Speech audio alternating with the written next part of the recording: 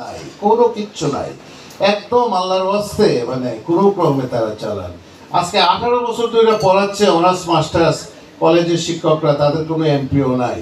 আমি গত সপ্তাহে 3500 শিক্ষকের এমপিওর ব্যবস্থা আমরা করেছি।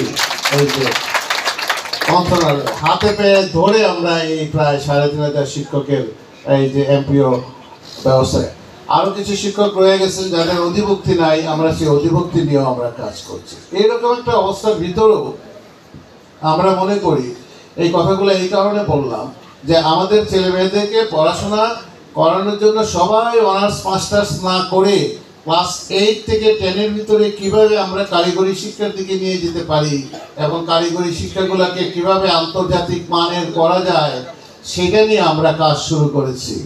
এবং যারা ক্ষমতায় আসবে আগামীতে ধারণা করা হচ্ছে অথবা যারা থাকবে তাদের সাথেও আমাদের কথাবার্তা হচ্ছে এবং আমরা সেই প্ল্যান নিয়ে আগাচ্ছি যে আমাদের দেশে প্রায় 6 কোটি, এখন এই মুহূর্তে প্রায় 6 থেকে 7 কোটি বাচ্চা, প্রায় 60 থেকে 70 মিলিয়ন